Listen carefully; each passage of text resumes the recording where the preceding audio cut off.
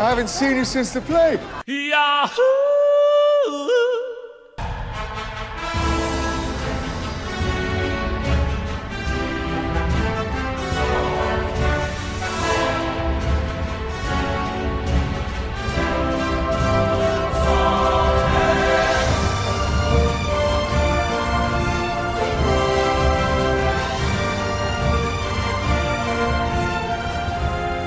Well, you've Xeroxed yourself, and literally.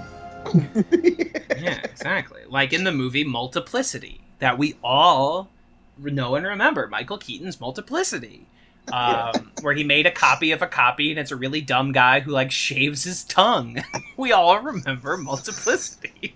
I don't remember the tongue shaving part, but I do remember the movie being just that is ridiculous. Virtually all I remember. It's just this. It's something that would stick with you, I imagine. It really I do stuck remember with me. the joke. Yeah. No, please describe the Multiplicity. No, joke. I do remember the joke about the copy of a copy is not as sharp as the original, and the Yeah. guy's basically barely alive. Yeah, he's like a real dum-dum. He's Thing, I think. he's a real old school movie dum-dum, where you're like, this guy should not be alive. But I guess he has 3 other Michael Keatons to, like, keep him alive, you know? And at some point, you better believe what a blessing to he be able to gets play loose. dumber. What a blessing to be able to play dumber and dumber versions of yourself and get paid to do it. I know. That sounds like a blast. Yeah, we call it the Eddie Murphy gamut, and he ran it. He ran it solidly for many years, and truly, no one came for that crown. You know, once Eddie Murphy in the 90s started acting opposite himself because he deemed no one else worthy of acting with Eddie Murphy, it was all game over. 1, then no one wanted to work with Eddie Murphy anymore. But then 2, no one else really came for that same crown. The only other person I can think of is Mike Myers, who made a legitimate go of acting opposite himself. Who else has done it that I liked? It's Michael Keaton in Multiplicity. Oh yes. I meant who else other than these examples? Right. There's the Tremendous Parent Trap with Lindsay Lohan. I would say tremendous because the last time I watched it, I was 10 and I had no standards. No, it's solid. Like it, you know, that like one actually does it stand up? That was actually pretty good. I think so. I think it's it's a kids movie, but I'm like, that's pretty good. Yeah, that's pretty solid little kids movie. Animation I don't count in the same way because obviously you have like Justin Roiland doing 90% of the voices on Rick and Morty, including Rick Seth and MacFarlane Morty. Being everybody. Seth MacFarlane, right. Yeah. Not the same thing as, like, no, Mike Myers is wearing a bunch of fake body hair and bad teeth, and now he needs to take all of that off and put on his bald cap to act opposite himself. Did anybody watch that Mark Ruffalo movie where he plays twin brothers? Oh, the HBO show? No, I know a guy that was on it. I know This Much Is True, I think is the name of that show. Yeah. I don't know if I'm telling tales outside of school. I might cut this out before the final. But the way they shot that, because you are like, how'd they do that? Because Mark Ruffalo looks very different between his 2 twin roles, and he has like different like hair and facial hair. And the way they did it is they fucking shot the show twice. Like the way they did it. They shot it once with him in his normal shape and cut, and then like. Let him add weight and shave his beard off. And they went back and they just like shot the show again. And if you're like an HBO miniseries, I guess you can do that. Money, what's that? Yeah, I guess you had money. So that's that, I suppose. Oh, a dog. Hello, buddy. Oh, a beautiful dog. He must have heard thunder. Me too. Yeah, it's real. It's storming up here. So that's what we're dealing with. Kevin Kline did the old body double once or twice. Yep. Yeah, Fierce Creatures, where he played himself and his own fat Australian dad. Kevin Kline. Okay, well that's listeners write in with famous times where guys played opposite themselves. I'm sure I'm not thinking of one, but it is what it is. It's okay. Yeah, that's okay.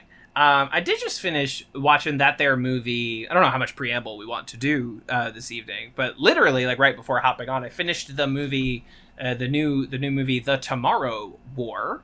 Have either of you partaken in that? I heard it was delicious garbage.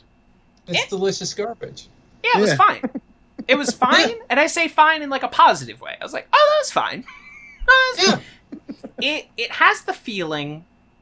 It's an original script, but it feels like it's based on some brilliant sci-fi movie or book or comic, but then Hollywood just like stripped all the smart shit out of it. You know what I mean? Like it feels that's the feeling that it has, even though that's not what happened. It feels like what everyone accuses Starship Troopers of being, but they're wrong about Starship Troopers. But that's the vibe.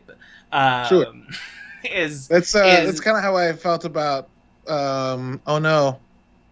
Edge of Tomorrow. If you take out the second part where Hollywood doesn't strip out all of the good shit, because that movie's actually good. Yeah, Edge of Tomorrow fucking good. That was actually, while I was watching The Tomorrow War, I was like, my eyes would wander and I would look over at my DVD shelf to like Edge of Tomorrow, and I was like, why aren't I just watching Edge of Tomorrow? Why aren't I just watching that again? Repeat me here. Yeah, live, die, repeat. Put it on repeat, please. In my living room. Coming out, and I bet you will never guess the title of the sequel. Live, die, repeat. Or is it going to be some shit like Edge of Yesterday? No, it's Live, Die, Repeat. That's fuck yeah, dude! I thought you knew. No, that's it. Fuck yeah, dude! That's one of those things where I'm like, I don't know if we need a sequel to this. I have no conception of what a sequel would even be. But if they say I need it, and it's Tom, Emily, and Doug, I'm like, well, shit, maybe I need it. Maybe like more Inception would be, I guess, the only possible name for I'm sorry, Inception Chef if we did it. Garcon, can we get a little more Inception in this? Can we? Garcon, compliments to the chef. Could we just Inception this up just like a little bit more? Luckily for literally everybody, I love Christopher Nolan to death, but I stand by my statement of luckily for everybody, he doesn't make sequels to his own IP. Because that's true. Yeah. A sequel for Inception would be either way too much or bad or both. All of those things. It could very well just be all of those things. Yeah. What was the first movie where he got recognition? Memento. Memento. Yeah. Memento is just ridiculous. Really good movie as far as I'm concerned. I don't know what y'all thought about it. I love it. No, Memento's cool. But when you watch it a second time, it's like, ooh, I just know how bad this is getting. I know this is fun. I am now watching this knowing that Stephen Tobolowsky is actually Guy Pearce and he killed his wife, but he's gonna blame Joey Pants for it. I now know that. Spoilers for that movie. It's 20 years old. Fucking if you were gonna watch you would have watched it already. Seen it. Yeah. Spoiler alert. Guy Pearce and Carrie-Anne Moss. Fuck yes, Carrie-Anne dude. Moss. Oh my god. And she's great in it. Yeah, she's great. Good she's despicable, but it's a good. Oh yes, spit in my drink. Yeah. Carrie-Anne Moss, don't Carrie-Anne miss, is what I will say. I've never. I swear to God, you've never said that before this. I've said it before, and I'll say it again. Nope, I do not believe Everyone's sick of me saying it. The Matrix, Bound, Jessica Jones, Mass Effect 2 and 3, Carrie-Anne Moss don't miss. Carrie-Anne Moss is in the Mass Effect games? She plays Arya T'Loak, the gangster leader of Omega. Mob boss of Omega. Yes. Hell yes, dog. It is honestly the great failing of that franchise that I cannot give her a big old smooch at any point. That is the greatest failing of that trilogy. You can try and smooch Billie Eilish's mom. Who's Billie Eilish's mom?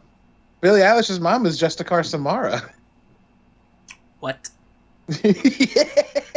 Yeah. Billie Eilish's mom is Samara. Yeah, I'm sorry. That game's failing part 2. I cannot give Samara a big old smooch. Yeah. But okay, Caleb. Now, sorry, Matt. You just take 5.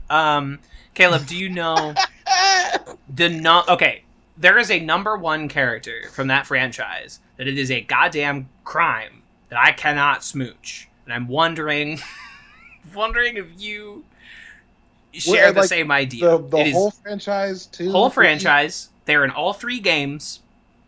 And for some reason, no matter what gender you play as, you cannot give them a big old smooch. Is it Joker? And, no, it's not Joker, but he's a little cutie. You know, Seth Green playing a little space captain. He's a little cutie. Is it not Admiral Hackett? Sorry. No, it's not. It's not Admiral Hackett, and it's not Captain Anderson, as played by Keith David. It is not. Is it Morden? No, although I'm adding more to the list. I'm sorry. Yeah, I'm sorry. I mean, I want to smooch everyone in the video game franchise. Like, that is important to know. No. Oh, it's got to be Thane, right? No, you can smooch him. You can give him a big old smooch. It is, of course, Dr. Chakwas, the old salty sea doc.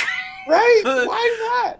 What? Need some love. Chakwas needs some love. She's the old fucking army surgeon who's like, been there, seen that, Captain. I'm married to the sea, except it's like space, but she's like married to the sea. And Shoria Agdajlu's in those games too, and she's also not romanceable. And like, if anybody could read me the dictionary every day, Shoria Agdajlu's up there. If anybody's watched The Expanse, I've not. I love The Expanse. Oh, she's the the Earth diplomat. Oh, trying to. Yes. Yeah, she's great. Is she the Quarian with the really cool voice? Yes, she's the Quarian with a very cool voice. She's on like one episode of Mad Men in like the first season, and she shows up, and you're just like, my like spine tingles. Like, yeah, every time she talks, she's in Destiny as well. Yeah, it's the greatest. Yeah, in The Expanse, she plays Christian Avasarala, and she's a force of nature. Oh, the best. Hell yeah. Watch that. Absolutely watch that series. I know. I'm in season 2. I started watching it with my wife, and she humors me a lot when I try to watch sci-fi shows with her, because like I write sci-fi, it's my jam, it's my love, and like most of the time it's because Americans hate good sci-fi. Most of the sci-fi that we watch that's like in theaters is pretty boiled down. Like Oblivion's good. Tom Cruise again, because we can't stop talking about him. Hey, listen, Tom Cruise is Tom Cruise for a reason, and the guy makes a lot of. He's been running in movies for 20, 30 years. The guy makes a lot of good movies. I don't know what to tell you. I don't know what to tell you. There's a reason Tom Cruise is Tom Cruise. Yeah, but we started watching The Expanse, and like it's just a little too sci-fi for her. Like the ships all come out of their cruise backwards so they can slow down. And she was like, why? And I was like, well, in space you can't just hit the brakes, so you have to invert and burn backwards. And she was like, oh. And there's just a lot of explanations like that, and she was like, you can watch this show. Like, yeah, this can be you. She did the same thing for Altered Carbon. The first episode of Altered Carbon, she was like, nope, this is too much. I was like, that's fine. She was like, you trying to tell me I'm supposed to like get that he's two people who's being reincarnated after 200 years, and people have sleeves? And she just, bye. I'll watch something else. I was like, all right. If you can get to the first episode of it, that amount of sci-fi related to Altered Carbon drops a good bit. Once you buy the initial basic premise, they don't do that much anymore, especially season 1. I mean, the premise is still there, but Expanse is, occasionally they'll take the time in their storytelling to describe how it works, and so it's not just they explain why they're doing the things they're doing. Are you current on the show, Caleb? No, I'm only like 6 or 7 episodes into season 2. I'm very behind, but I keep hearing good things, and I keep like, no, I gotta catch up. Don't stop listening to people and just blitz through it, because I think the last of it drops this December. Oh, they're wrapping it up? Well, yeah, they're doing technically 6 seasons. All right. In a movie? Everybody's thing now. That's the hot thing to do. I don't know why, but even if you have to go to Yahoo Screen, you should get there. Yeah, get there. But they're doing it. We went to Prime for the last 3, but because Bezos liked it. I mean, that's basically why the show got picked up. And it was, let's be honest, Sci-Fi was never going to be able to afford to make more seasons of that show. No. I remember watching the first season as it came out, and like a couple scenes where I was like, this isn't like Sci-Fi is dedicated to making corny shows. Sci-Fi makes like Eureka, and like that's their spin-offs of Stargate. Like that's Sci-Fi's zone. Yeah, and I remember seeing ads for Krypton, and I was like, this is not sustainable. You can't do this every week. No. Krypton. I was like 2 episodes into The Expanse, and I was like, this looks too good. Like, I love it, and they're doing really well, and like this is really smart sci-fi, but the channel Sci-Fi cannot have this show and eat its cake too. That's the sixth sense I got about the American Gods TV show on Starz, where I was like, this first season is brilliant. This looks very expensive, and I don't think Starz is going to be able to make that work. And unfortunately, I was correct. The Expanse is one of those shows. It's on the list, of things I'm like, I definitely want to watch this or like read it at some point because I'm a lunatic. So I'm like, 800 page sci-fi novels. I can do that. I can read 6,400 fucking pages of sci-fi novel. And I know that Elizabeth Mitchell was on The Expanse for a little bit, and I, love her because Lost. And it's on the list, but I'm like, Sopranos, The Wire, Mad Men, like Deadwood, all these shows I finally need to sit down and watch eventually. Expanse, I'll get to it. I'll get there. Someday. Well, the only reason I say hurry up is because you can watch along with people when you get to December. And I definitely want to do that. Yeah. And it's not long seasons. I forgot how many episodes. I think there are 10 episodes a season. I think they're 10 or 8, something like that. So that's pretty doable. It is, from my perspective, it is one of the smartest sci-fi series I've seen in a ridiculous amount of time. I remember borrowing Leviathan Wakes from a friend and being like, oh, they're not done writing this? Cool, I'll wait. I need to wait until these are all out so I can burn them all. I cannot wait for the last book to come out for 2, 3, however many years. I'm definitely going to read all these 800-page books too quickly. I'll probably just get the audiobooks. No, for sure. Listen to them while I'm doing stuff around the house. But, like, also, I just realized that David Strathairn shows up in this show, apparently, and... Why'd I open up the IMDb? I love David Strathairn. David Strathairn is the shit. That's my boy. Okay, I really want to. Stellar. The cast is absurd. Stellar. Yeah, just in the first 2 seasons, it's like, why?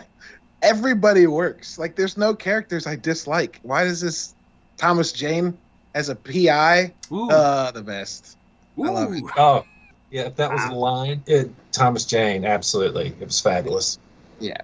It's a good actor. He never, he tried his thing. He tried to be a mainstream man, and then I think he's just one of those guys who realized he was a character actor. It didn't work out for him as the lead of The Punisher. It didn't pan out.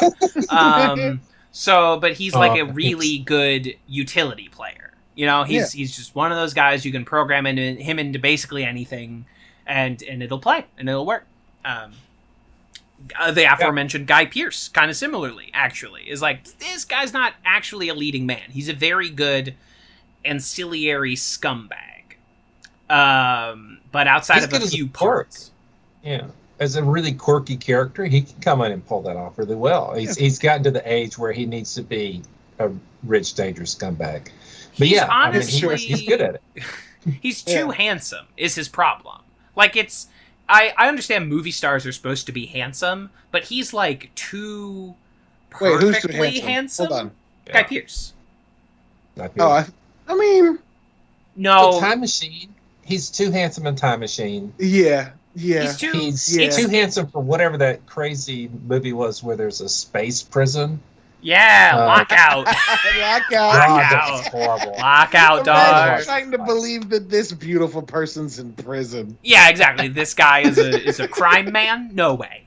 J.K. Simmons is a crime man. but like, you know, John Malkovich is a crime man. Guy Pearce is a white collar crime man, and they don't go to jail. Yo, Guy Pearce as Peter Wayland, very good. Guy Pearce as prosthetically aged Peter Wayland, bad. Ridley Scott, just do something else. But Guy Pearce in that fake ass TED Talk as an ad for Prometheus is very good. Guy Pearce, bad guy Iron Man 3, very good. I hope we get more Guy Pearce in the Noah Hawley show we're getting. That'd be nice. Mostly he's gonna do it about Weyland-Yutani, I think. Yeah, I like Guy Pearce getting that check. Sometimes you're like, oh, I'm glad you're getting paid. I don't even really care what you're doing, but I'm glad you got that check. Good for you. I've been a fan since Memento, so yeah, get paid for sure. Yeah. Get paid, guy. That's all I'll say. That's all. Get paid. For a second, I forgot that Netflix was making a Sandman show and that the cast looks amazing and the sets look amazing. And Kev brought up American Gods, and I was like, oh wait. Yeah. Must disengage. I will talk about this all night. No, that's good. Oh, there's some new news about Witcher this week. Oh yeah, that's soon, right? Yeah, they cast Michelle Yeoh in the Michelle Yeoh. Yeah. It was Blood Origins, which is the prequel television show about the elves before the humans arrive and like the prototype for the first Witcher. Which, like, sure, I'll watch that show. That sounds cool. Yeah. And then the WitcherCon, quote unquote, is this Friday as of this recording. It will have happened by the time this episode drops next week. I hope we get a release date. I'm also not like holding my breath on that one because they didn't finish filming that show all that long ago. To satiate myself, I read the second Witcher book just to like, I don't know, I need to put some more of this in my veins. So I did that, and there's some stories in there that I hope we adapt because it could be juicy. Yeah. Speaking of juicy stories, ooh, Elroy Patashnik. Ooh, yeah, he's got some juicy stories. Because this is, of course, Advanced Community Studies, a podcast where we watch and talk about the American television comedy show Community 1 or 2 episodes at a time. We are also the premier podcast of the Yahoo Screen Podcasting Network. Jace isn't here to do the Yahoo. to do the Yahoos, yeah. I am one of your hosts, TV's Kevin Lanigan, and to use a phrase I coined in the 90s, I'm going in. Incredible. I'm Caleb, the daddy host. Normally the hostess with the mostest kids, but I don't want to make assumptions. You can assume. All right, the hostess with the mostest kids still. And for all of my game fans out there, I want to tell you, when entering virtual reality, you should calibrate the system by looking at your own hands, then turning them over and looking at the backs of them with a sense of wonder. A sense of wonder. Oh, God. And we have a guest with us.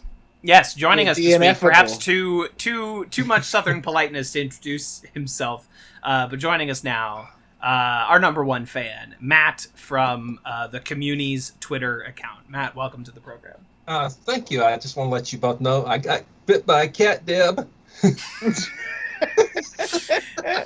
I'll get the antibiotics. What a terrible Martin Mull impression I just did. That's right. You can't knock it out of the park. Only Martin Mull does Martin Mull. Yeah, only Martin Mull does. He's a hard man to impression. I know his voice when I hear it, but like to do a Martin Mull is an insurmountable task. Who could be asked to do such a thing? Boy, the guest cast, the new introductory characters for this episode are like really stacked. If you're, I don't know, approximately Dan Harmon's age, these are like really big people to be fucking coming in. And why don't we just? Seems like we're already right there. might as well segue into it. Unless Matt, I had you on at the beginning of season 4. As kind of like, I don't know, like we were brokering an intergalactic peace treaty or something. Because some Community fans draw some real hard fucking lines in the sand for the first 3 seasons, which, like, I don't know, there's some agreement that those are maybe the 3 best, or like, yeah, I understand why people would look at that and go, that's Community. But I feel like season 6 is another kind of dividing point for a lot of people. And a lot of those tweets you reply to of someone saying, I just finished Community, also include, like, ugh, that last season.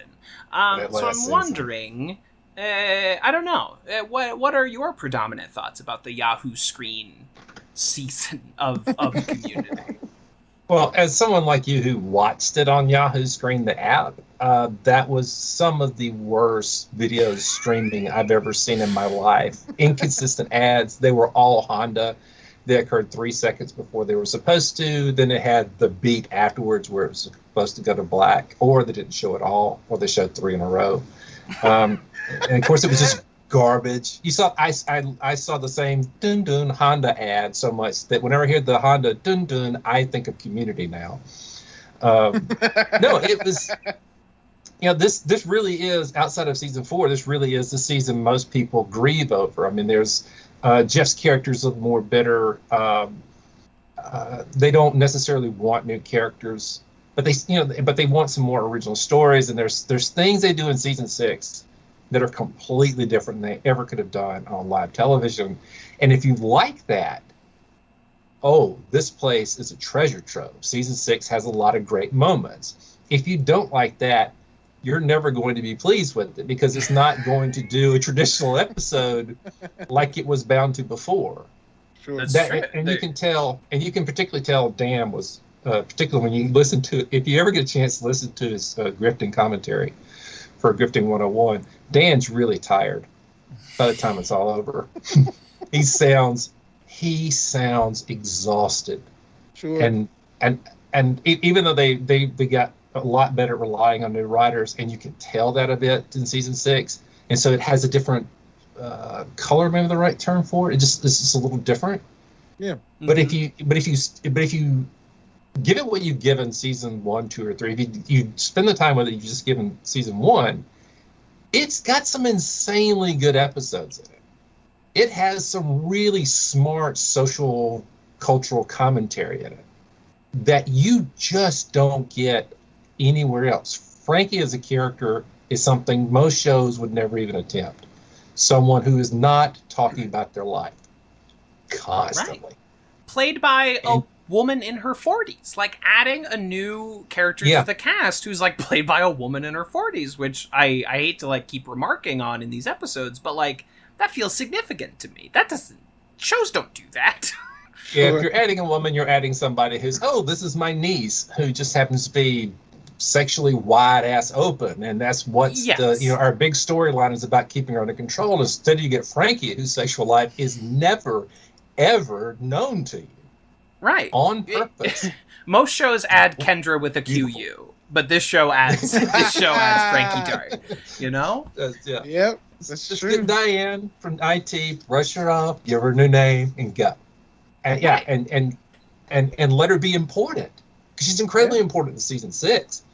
But let her be not just grounding, but let her be unknown, and let her do what she's supposed to do. I mean, I like Elroy in this season. They give considerable more time to Frankie. I love Elroy in this season. I love Frankie, and that's part of the reason I really enjoy 6, because I really enjoy this show. Yeah. That's kind of how I spend my quality time. Other people have hobbies. Once you cross into 50, right? By the way, video games aren't what they used to be. You just can't react. You just can't see it. There's no way around that. I don't care how big your screen is. You can't get the dark settings good enough. Your kid's just going to kill you over and over in Halo. So you're going to have to find another hobby. One preferably doesn't require typing, and watching television and tweeting appears to be one of them for me. There you go. That works out. Carve out. There's riches and niches, right? Yeah. I'm kind of grossed out that I just said that out loud. You have definitely said it on the show before. Yeah, no, I know. That's why I'm even more grossed out. There's a palpable taste of disgust. This is becoming a catchphrase of yours. Okay, I'm a sideline us for a second. On the way home from seeing an old teacher actually today of mine. My daughter wanted to listen to the song in Frozen in which Elsa talks about trembling, but not from the cold. And she said, Dad, do you have all the trembling songs? And she meant to say, can you play the trembling song? And in Midwestern Dad, fluent in Midwestern Dad, I said, well, I don't think I have all of the trembling songs, but I think I have what you're looking for. And then she play on her song, and my wife looked at me like I was a different person. She was like, what is this? What was that? And I was like, I don't know how that came out of my mouth without me stopping it. The datification is upon you. Riches and niches is going to fall out occasionally because apparently my standards have left me. You are the master mold of dads. You are. That is, as a father of a 19-year-old who's about to go back to college, I can tell you that it's a moving target being a dad. Sure. You're going to be the corny thing you've always hated a lot quicker than you ever wanted to be. Just embrace it, because fighting him, he's not leaving. Sure. You're going to lose that fight. Yeah. It becomes a weapon against your teenage child, so you'll need it. That corniness is the weapon. It's a power. Sure. No, that's a good point. Someday I will be able to absolutely embarrass my children, and I cannot wait. Yeah. Just take that momentary pride and just burn it to the ground. You'll need it. You'll need it. Incredible. Savor it. Savor that nectar. It's gonna be glorious. Well, thank you for sharing your thoughts, Matt. Because this is, I don't know. I mean, truly, I will just be honest. I don't understand what people don't like. I understand it has a different vibe, but like as Frankie said, good shows change. Like good shows take on a different identity as they go along, and certainly this one is stark because the look is different, the timing is different because they're no longer structured in by 21 and a half minutes. Now, this one's 26, 28 minutes, like we're really starting to climb up there. Although, again, nowhere near as bad as, like, Arrested Development Season 4, where they had, like, 40-minute episodes. And I'm like, this is an eternity. This episode will never end. We've lost the thread, apparently. Yeah, we lost something. Jeff's character is meaner in Season 6. He's shorter with the people around him. He's clearly drinking a lot more. I think people generally take all of that as a negative for him. And so they're really not happy till they get the finale. God help anybody who ships this show on any category. You're never going to be satisfied with the result of things. You're never going to be happy. This is not what this show does. This is a reoccurring conversation. Yeah, there's no ship here. And I'm not telling anyone that they certainly can't. Like if that's how you enjoy television, I say go for it. But I feel like Community is pretty upfront, at least certainly by the time you're in the early goings of Season 2, that like that's not really what we do here. That's right. Not. You can get if you want to ship, New Girl's right over here. And New Girl is a perfectly hilarious show unto itself, right? But like, yes, it is. Yes, it is. That's not. It's like trying to ship on It's Always Sunny. It's like that's not really our vibe. That's not what they're doing.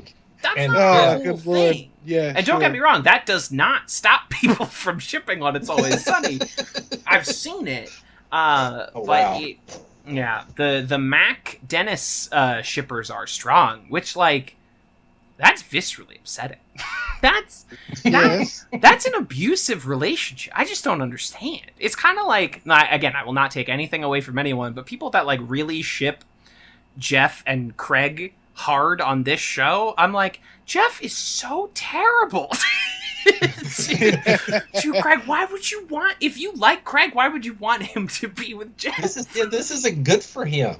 This is not good for him. Yeah. Maybe all it's the good for ships in the Jeff. show in that category, yeah. Except for Trobed, there is, and Troy's gone. But except for Trobed, none of these ships are characters where one of them is good for the other and vice versa at all times. Right. Not remotely. Annie said, like, why is this a good choice for me? You know? Which is a great line later, yeah. Yeah, to quote, Annie Edison, she's like, no, I think we're in love with the idea of being loved, not really with, like, Jeff, because he's not really going to reciprocate that back to us in a healthy way. Yeah, sure. You can't get into a relationship to fix someone. I'm sorry. Yeah. If there are any Jeff Annie shippers left on this show. Yeah. But headcanon is important. If you love something, you love it. That's it. And that's fine. And that's great. If that helps you understand the show better, or if it adds a value to it. But I've read fan fiction today of a Jeff and Annie shipper. It's got like 14 chapters to it. It was really well done and good.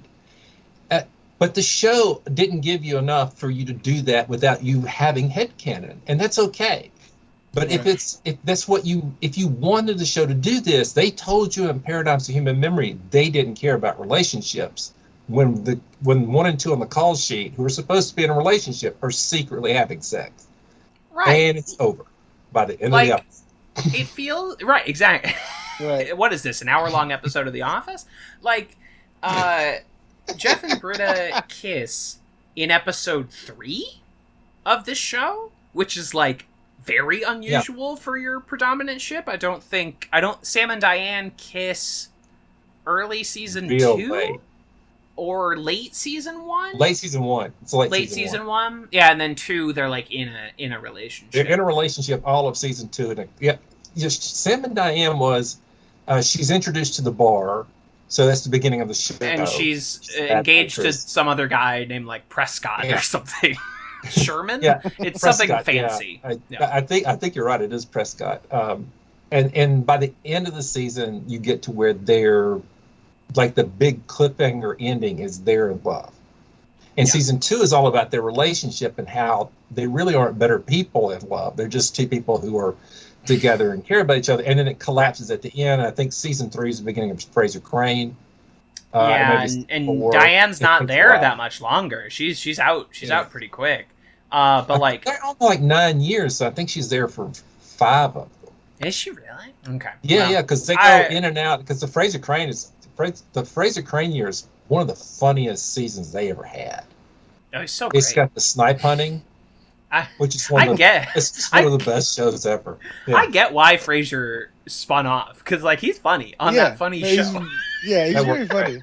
He's a funny guy. But like Jim and Pam don't kiss until the end of season 2, right? And they don't get together. Right? They don't get together until like season 4. Right. They spend like season 3 apart because he's hanging out with a Karen Filippelli. And it's and then she leaves to go live in Pawnee. Yeah, she goes off to Pawnee, and we see how that worked out for her. Sorry, that's my favorite joke is when someone makes a great career move to then deride them for it. So like anyway, Nick and Jess again, like end of season 2 is when we're like starting to put these two characters together. Jeff and Britta kiss in episode 3 of season 1 as like a fake, as like to trick like John Michael Higgins, the accounting teacher. Yeah, right. Yes, this is no way to teach accounting, and then they finally sleep together, and like the season 1 kind of forgets about the Jeff Britta thing for like a huge chunk of it, where they're just like good friends.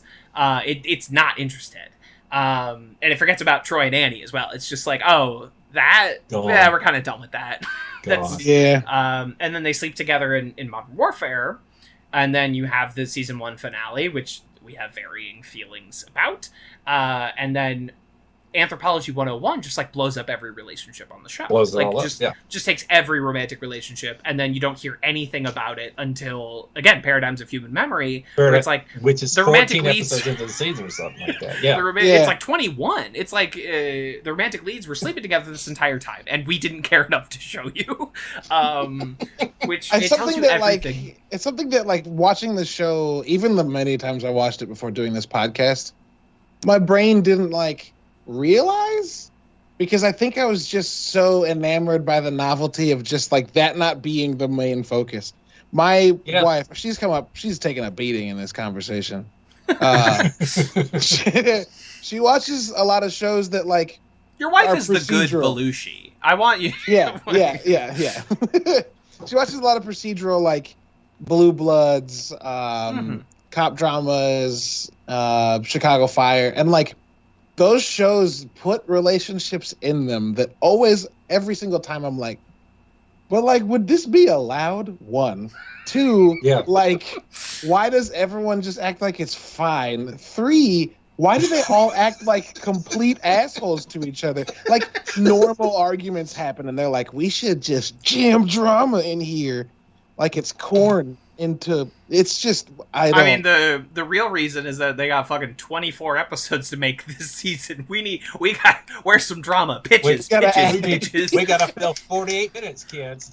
Every episode, someone basically dies or many people die. So we have to add something that makes episode gotta come out.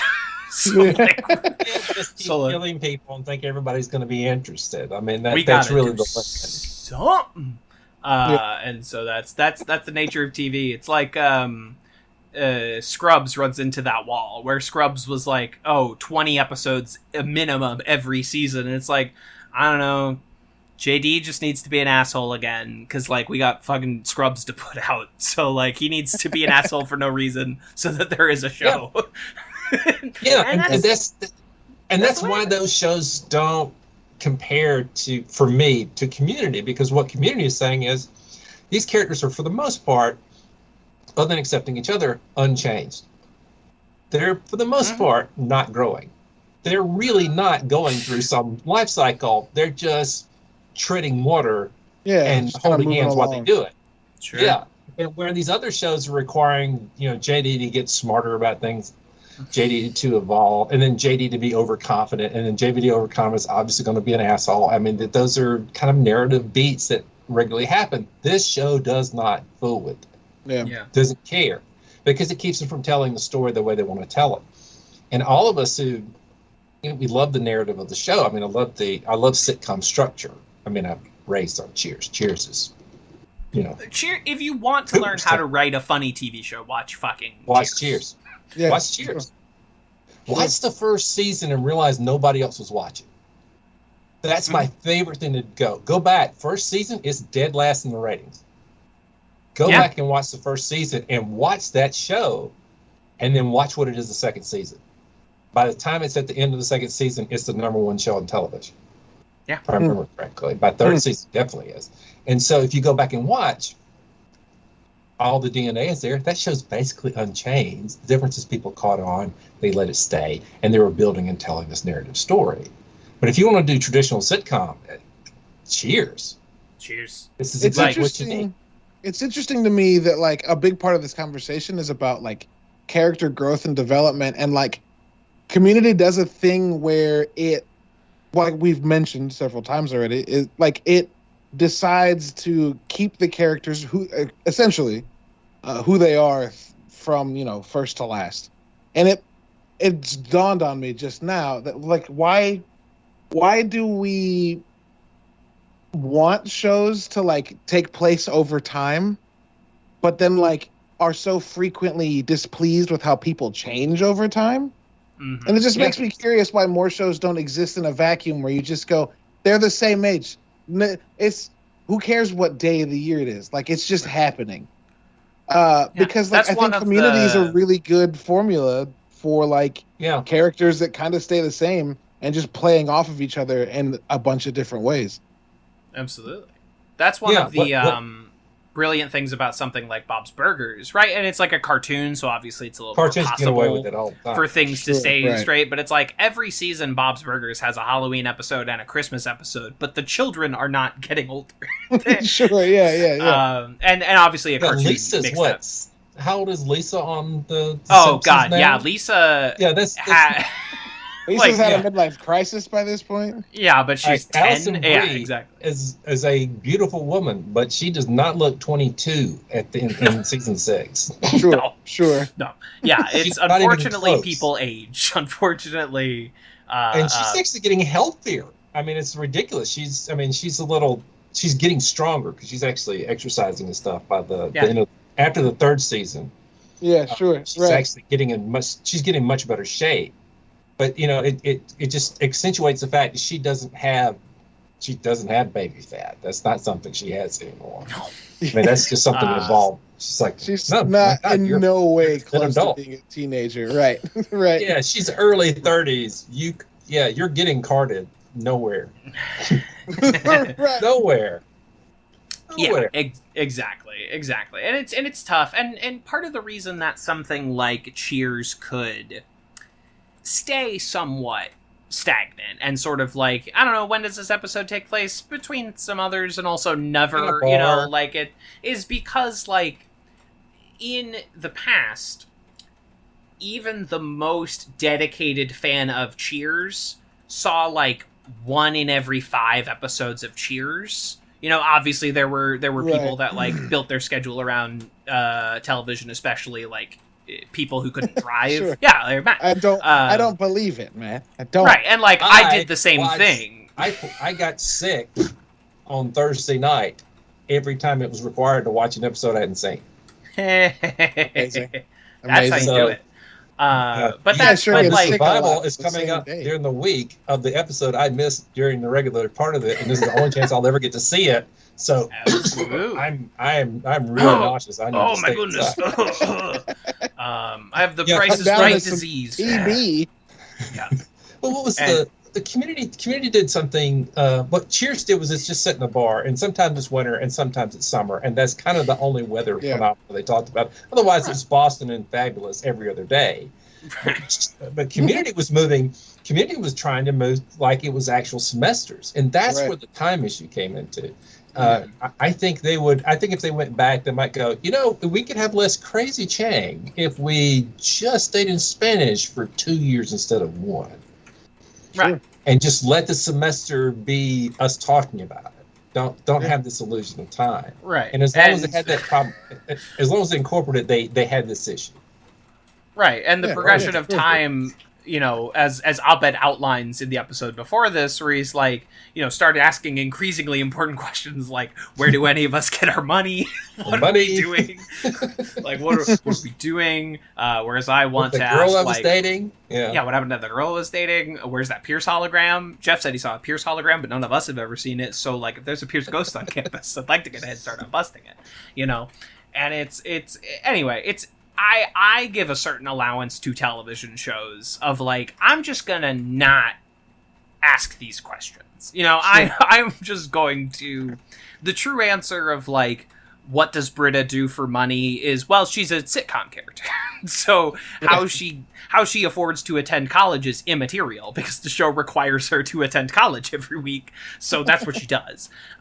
These classes are supposed to be like $27 a piece. I mean, for clarity, exactly. it's like not like a lot of fun. Greendale has an express tuition aisle. Like it's not. They're not attending Yale here. Yeah, for crying out loud, Britta writes a single check for a class without thinking about it, and we know because she says it almost every season, multiple times, she's broke. So like, money.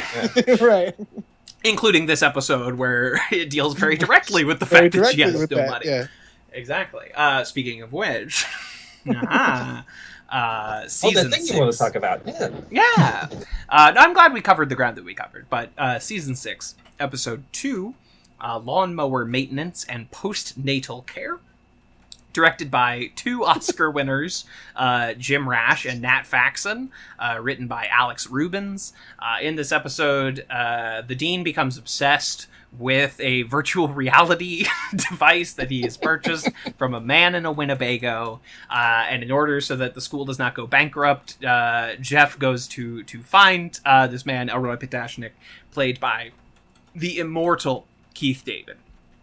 In our illustrious B story, Britta has moved in with Andy and Abed and discovers that they are actually taking money from her parents, played by 2 actors from the movie Clue, Martin Mull and Leslie Ann Warren. Leslie Ann Warren, Academy Award nominee, and now she's here on Community playing Britta's mom. Another great start of season 6 episode. Fun fact: this and Ladders dropped on the same night on Yahoo Screen. I think Yahoo Screen did kind of like a midnight Eastern Standard Time upload of new episodes, if I remember my Yahoo Screen correctly. And so they dropped these two both at the top, like season 5 did as well. It's like, here's the first two.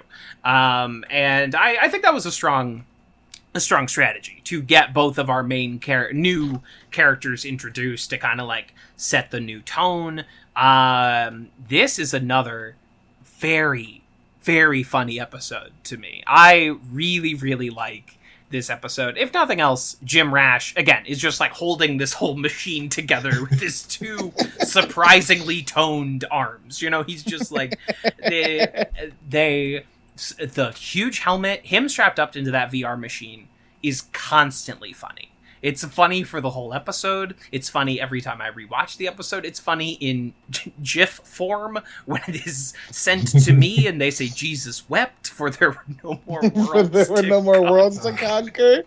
Jesus wept. Oh my god. I am a little young for this particular VR craze, but I know we're referencing Lawnmower Man, obviously, and then what was the Michael Douglas? No, it's called like Disclosure,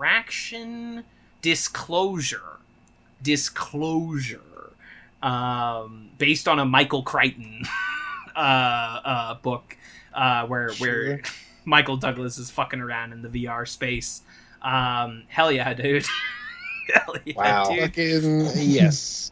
I love the animation of the VR space in this episode. It's so... Oh, it's so great. It's so like... It's beautiful. Funny. I wasn't maybe of game-playing age, or maybe even alive for a lot of like the first swing at VR, as ill-fated as it would be, because it set back VR fucking 35 years. Yeah. But like... all the way back. But like, there's a distinct like series of memories I have growing up watching like movies like Hackers and the original Tron that all have this like really bodacious they all have this really bodacious idea of what cyberspace looks like. And like, so good. Growing up when like I knew that wasn't the case, and then seeing what people really wanted you to believe, it's always one of the most funny things for me to watch. And I remember the first time this episode played, and he started walking through VR giant file cabinets. I was like, this is fucking gold. I love every second of this. It's dumb and perfect. I set the time zone. He's like good. Drowning the file in the... If you watch Lawnmower Man, it's just in hindsight when you go back and it's like, oh, well, this is all bad. This is not... Everything's easier than this. My phone is this. There's no version of this makes any sense. What we're actually doing in virtual reality is making it look like reality, not making it look like a video game. So, just think of the things you strap to your head now with a phone attached to it. I mean, I can copy a file on my phone with one finger. So can a monkey. I was building a system for gods, not constrained to the world by meaty feet. Oh my god, Keith David. Sometimes sci-fi nails it, and you see something and go, wow, they called that shot. Sometimes sci-fi misses by a country mile. And absolutely. You watch it and laugh and shake your head slightly and enjoy it. And there's there's some ways that Star Trek, you're like, oh, this was like oddly prescient. And there's some argument of whether or not like it was actually prescient or people saw Star Trek and were then, inspired. Sure. But then there's also ways where like Star Trek did not predict the internet. Kirk does not say like, Spock, look that up on Google for me. Like that, they did not figure that out. All past knowledge available to them at the console. They have available to communicate across space. Right. They don't have internet. They have an encyclopedia. Yeah. They don't say, look up in Wikipedia how to fix a warp trap. That's not a thing that happens. But they do have this idea of unlimited power, unlimited energy. Yeah. Imagine, Mr. Spock, the entire World Book collection condensed into one file. It's like, it's more like they're saying, we've got the 1984 Encyclopedia Britannica available at our fingertips, which none of us would think that's a lot of data. That's just about 12 books. I can download that PDF right now. Yeah, I can fit it on a drive that's named after my thumb. Right. How trivial these mortals seem. Oh my God, this is ahead of coming in ahead of it. But the fucking how much data is on that? And Jeff says terabytes, and Elroy goes, "Damn it, they did it! Those crazy bastards did it." What are we up to now? Giga, Tera, and Abed says Tera. It's like Tera. He's not even there. He's just Mega. Yeah. It's so good. Keith David in 3 seconds is all you need to be really, really funny, and really that whole bit where he's having his reactions. I don't know when she says I don't know on TV, and all these other things don't come up later for you. I mean, yeah, it's great. It's great. Get out of my Winnebago. Stop saying that like it's a threat. That's not. Stop saying that's a punishment. Yeah, that's. You're a clever young. Whatever. I'm 40. I'm 40. Yeah, I mean, it's just really, he's just so capable of knocking those little things out of the park. The guy hits, if you throw him singles, he hits all the singles. Yeah, sure. Everything you give him, he just knocks it out. And when you give him a home run, just switches the camera just slowly panning across him when he raises an eyebrow, it hits. He can hits. He just has. I mean, the voice is obviously a huge hitting component. He's obviously like he's starting from second base already, and then it's like he just has like the acting gravitas, because they give him the kind of lines they would often give to like John Goodman in previous seasons, where it's like, no, you need to play this straight. Like they give him the Michael Kenneth Williams lines or the Walton Goggins, where it's like, no, what's funny is how seriously and profound you are taking this. It's honestly a utility that Brooklyn Nine-Nine uses incredibly well with Andre Braugher, right? Like they just give him. They know they have this fucking weapon, and you can give that guy basically anything, and it's going to be funny. Because of how serious and profound he sounds, and it's beautiful. I'm so happy they got Keith David for this. It's magic. It's the best. He had fun doing the voiceover for Pillows and Blankets. Everybody liked him, and so that's why they called him back. I mean, it's like the same with Paget. Paget was there to be Diane in season 5. And we're like, hey, we kind of do a new role. Why don't we just do something with Paget? Because we really enjoyed her being here, and she enjoyed being here. And so they grabbed people they already knew that they could say, they could get for Yahoo money, I guess. But they grabbed people they already knew to be here. Remember when Yahoo had money, everybody? I remember they were everywhere. If you looked at the news on the internet, it was Yahoo News. Yeah, that's true. There's a Yahoo ad in Inspector Gadget. I was literally about to fucking bring up the Inspector Gadget. Yes, it's so good. Where the tragic like RoboCop demise of Matthew Broderick Inspector is that he's crushed by the Yahoo billboard, and if you don't think it yodels before it crushes him, you're a fool. I'm so glad we were both about to reference one of the worst movies ever made, Inspector Gadget, starring Matthew Broderick. It's so bad, and it's deeply terrible. But I watched it 100 times. I watched it so much because I was a child. I also ate Kraft macaroni and cheese, so obviously I was delighted by tasty. I was a man of sophistication. Tasty garbage. Yeah, absolutely. Yeah, yummy garbage. Yeah, and it was. Was what it was. This episode is just like an underrated string of like great lines. Jeff has like a ton of them, just these quick like throw off my phone does that automatically, and like the way that Winger's throwing it off with that the soup, smile of acerbicness. Or honestly, one of the ones that kills me is when he's talking to Frankie, and Frankie is like, "How much do you think you'll get paid if I need to find $5,000 in the budget?" And he's like, "You're not the new Annie. You're the new Abed." And he's like, "Don't know what that means yet." Haven't been here long enough. It's a great running joke through multiple episodes that they have where they're trying to figure out who Frankie is to the group. And it's like, are you a new this? Are you a replacement for Shirley? Are you? And she's not. She's none of those things. She's really I still think one of the best decisions they made in season 6 is what Frankie does for the show, is give them this perfect constant that you don't have to guess about. Yeah.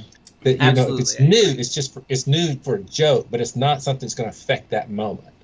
So, yeah, I catch Britta sleeping in my car, and then as soon as you yell at her and you figure out that you're actually safe and okay, you calm down a second, you go, "How may I help you?"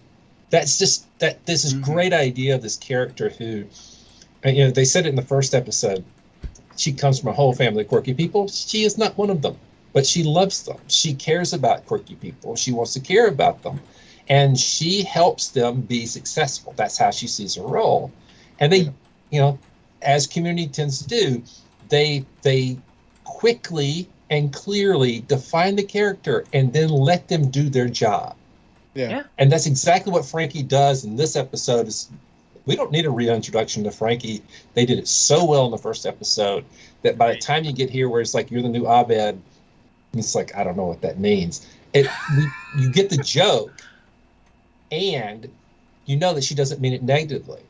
So she can help Britta when Britta's, going through Jimmy Fallon syndrome. It's really great. It's a great line. Everyone loves him now, and you have to put up with the fact that you knew him. Exactly what she meant. It's so good. I really love that, their play at introducing a new character, aside from, not picking a character that's a young distraction, and not picking a character that's related to somebody, so the backstory is something you don't have to focus on. They somehow give us this character that has this deep drive to want to fit in, but is really fucking bad at it, and puts her in a group full of people who wouldn't fit anywhere else. So it's perfect, and I love it. It's the best. It's the best. Yeah. Frankie's incredible. She's incredible.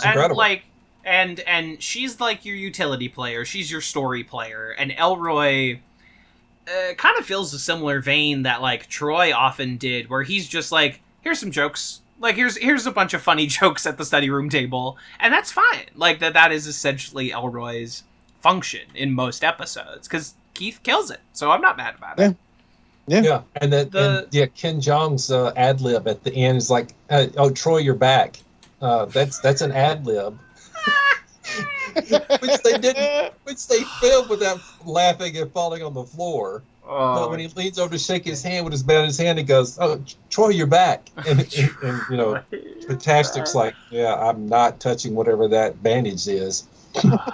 That's so funny. They hit that beat of Frankie and Elroy not being up on the group's entire history a number of times throughout the season. Love every time it happens. In basic email security, where he's this was a study group.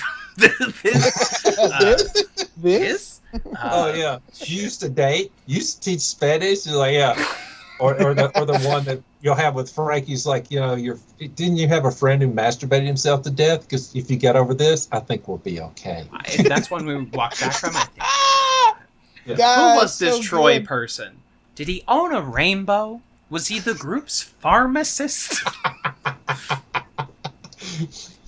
Yes, she is, but that character is so well defined, you don't question what she's saying. It makes sense for her to ask this question. And although the show doesn't constantly say Troy or talk about the absence of Troy, what they do is they talk about people looking at them and saying, "Oh, you clearly have a problem." They did in season 5 with their brother Anthony, and they do it with Frankie when it gets to Recycle Cinema.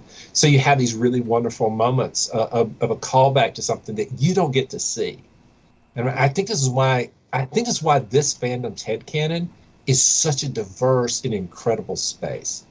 They have room to go anywhere they want. if you create a show where you have a defined ship and you're going through that cycle of the ship's working and not working, and somebody's become an asshole, somebody stopped being an asshole, somebody just feel betrayed, that is your linear path. It may not look linear, but it's really a linear path in the story. Here, you can go whatever you want. You can take it wherever you want to go because there's plenty of room. Yeah. And I love that about this show. That's part of what makes all this stuff ridiculous. That's why there's 18, 19 podcasts about it right now. Sure, It's just, it's because everybody can look at it for themselves and come to their own conclusions about it. And this, I mean, Lawnmower Men, I remember when this came out, I thought this was much funnier the first 2 episodes. Alex Rubin was active on Twitter at the time and would follow people back and talk to them. And Alex was just having a blast because I told him, I said, this was a really good episode because we've been dying to have something about Britta's family. We wanted this for a really long time. It's been a big, it's been that reoccurring thing. One of those big negatives is there's no Britta's family in it. And it turns out it's Martin Mull. and Leslie Ann Moore is there. Like, and it's like, I think, you should, you get on these apps, and I think all the boys or girls will be just swiping right. I love that because it's as a father of a teenager, I can tell you that you get to a certain point, there's some technology, you sound that dumb about whatever's going on. Yeah. I don't, it took him months to explain Discord to me. Just months. I barely can function in it now. Who are these kindly doddering geezers? That was great to give it that opportunity to have this reconciliation with her family, which is something they've hinted at. They did in season 4 for Jeff, but they haven't really done. They never did it for Annie. Abed's is kind of, his state with his dad is kind of set in season 1. It's pretty early. They just nailed that down. 4th episode, the intro to third intro to film. Was it 4? No, it's 3. Intro to film. They put a pigeonhole. They put it on the board. It's done. That's where it's going to be for the rest of time, and it worked really well. But they left Britta's out of the mix, and this was. If you got to pick parents for Britta, these are perfect. This idea also solves that economic problem that we talked about because Dan obsessed over these type of things. Like, how do we explain how these people exist? Oh, here's an answer. Their parents have wads of cash and just will hand it to a kid who loses his green machine. Right. I mean, that's about $400 for. Oh my God, that's the funniest shit. Here, have some money, and he's like, yeah, Britta's parents have been paying her bills secretly since it was New Year's, and I remember the eyes were zeros. It's one of those things where you imagine that Britta's just been really bad about keeping track of her bank balance, and so we'll look at it and it's I got $112, and she goes to school and buys a coffee and gets a sandwich on the way home and looks and it's $120, and she was like, maybe I had more, and just kind of ignores it because her parents are slowly putting in $20, $30, $40, so she's always got something. It's great. It's good. Yeah, and I'm sorry. No, please. You were the guest. Go. No, I honestly listen to you every week. I want to hear what you say. Okay, this is a somewhat profound idea. This kind of space that they reach with Britta and her parents, right? That Frankie says one of the greatest lessons we can learn is that our parents are human beings and we want them to be gods or demons because that makes us heroes. But we're all just shitty people floating around. And it's just just beautiful. This is where I think the Rick and Morty sensibility and the Community sensibility are really more than just it being Dan. The Venn diagram is overlapping in season 6, where it's that could be a Rick line as much as it's a Frankie line, but it's a Frankie line. Sure. And that it works. Obviously, if it's a Rick line, he burps more and he curses, but the intent would still be the same. Yeah.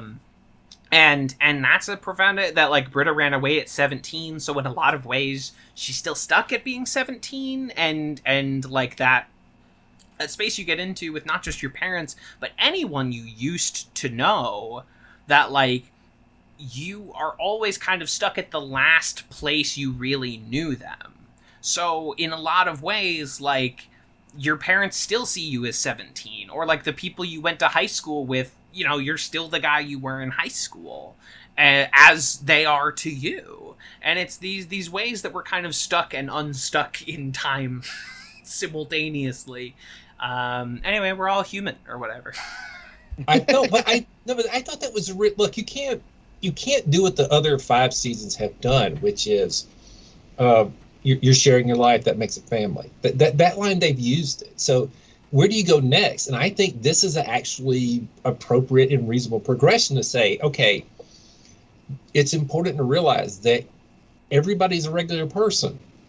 If they're going to screw up and they're going to do the right things, they're going to do the wrong things, and this putting them on a pedestal or putting them in a hole, it doesn't matter. That's your perspective, and it's not accurate. That I agree with you. This has fit really well with the Rick and Morty, but this is a beautiful kind of evolution of the conversation about what Community's always been talking about, which is not necessarily getting better, but at least understanding who you are. Sure. That's the big part of it. What the show does really bad is evolve the characters. So if you can't evolve the characters, you can't have them be the exact same person they were the previous week. They can't be oblivious to everything they learned before. What they are is people that understand themselves better each week a little bit.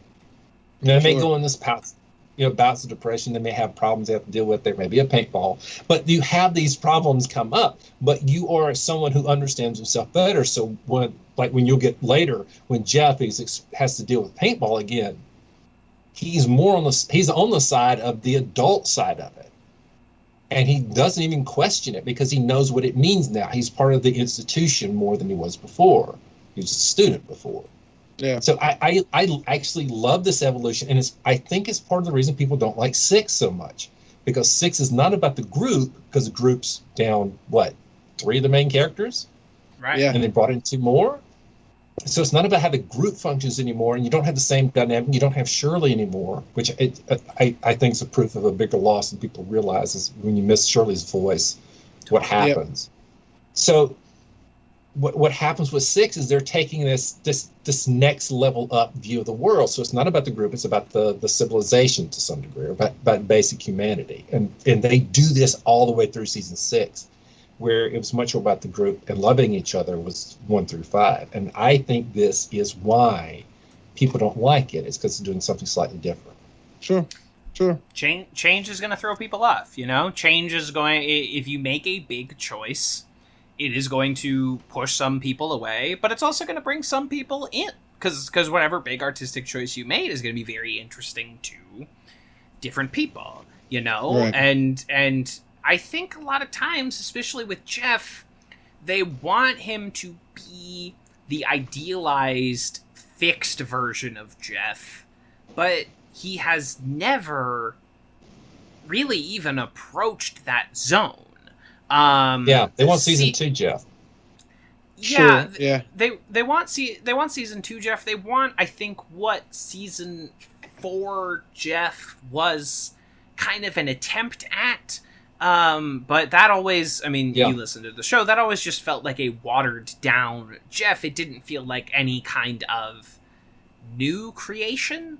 But Jeff is the kind of guy who will ditch helping his friends move to go buy clothes at the mall, or in this episode where he's like, none of you know for sure I'm not a veteran, and no one can say for sure that today isn't Veterans Day.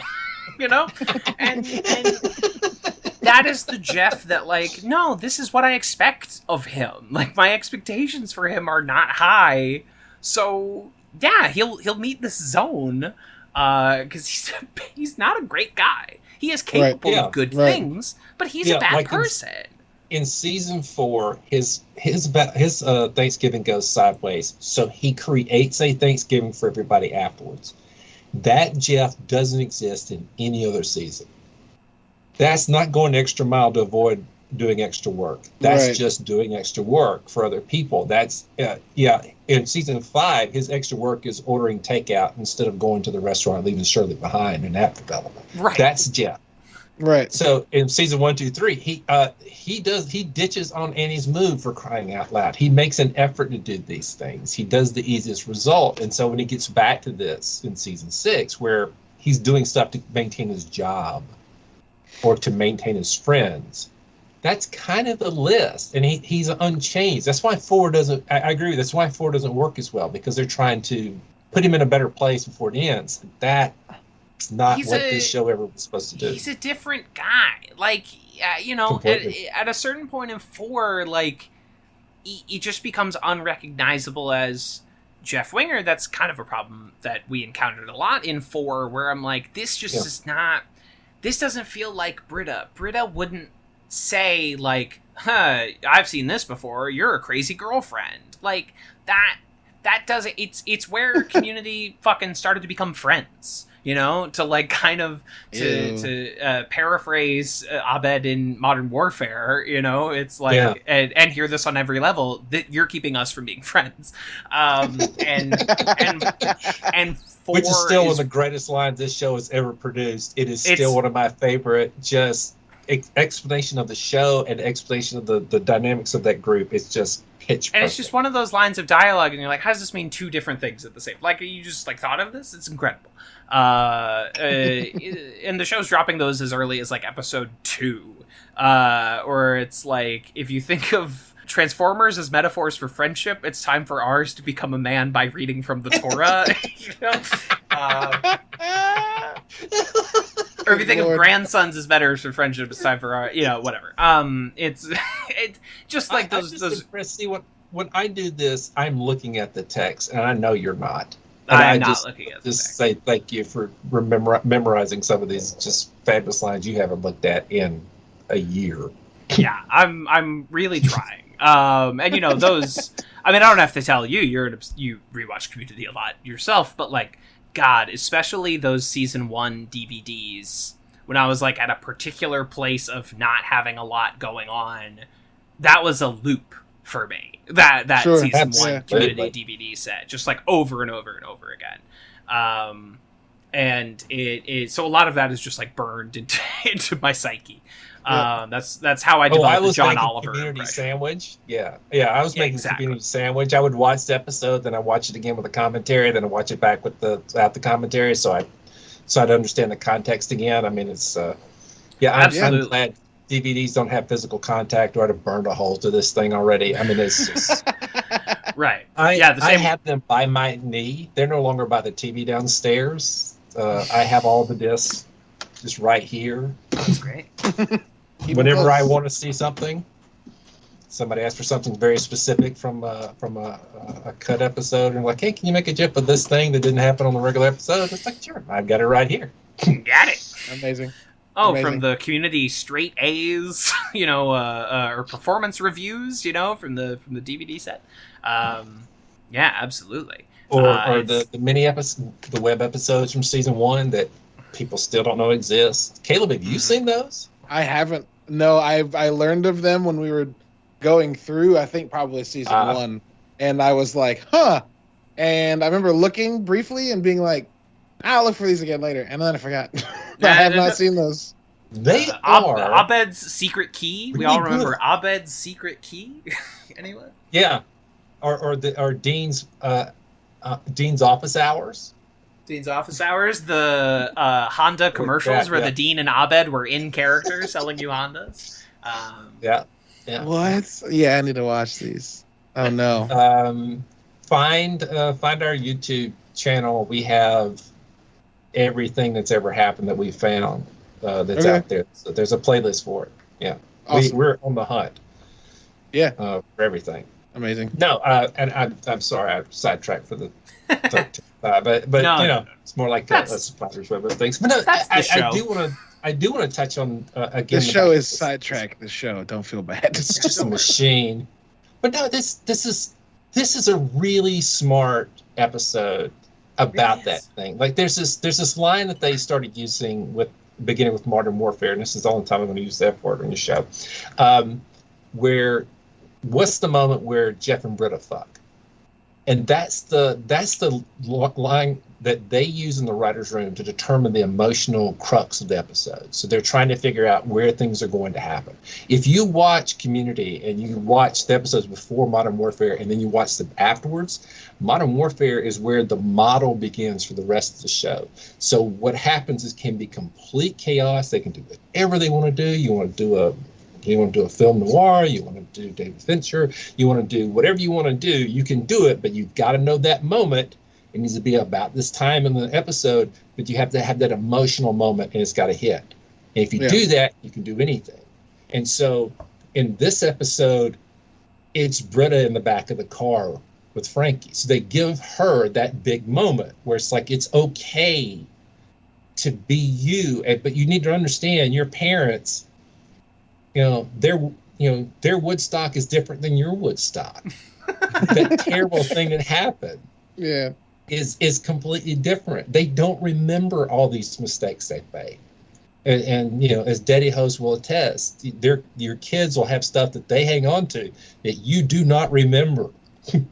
Yep. I have this, my 19 is more articulate when he says it, but I don't remember those things either. So it's just it's a really adult response to what's going on.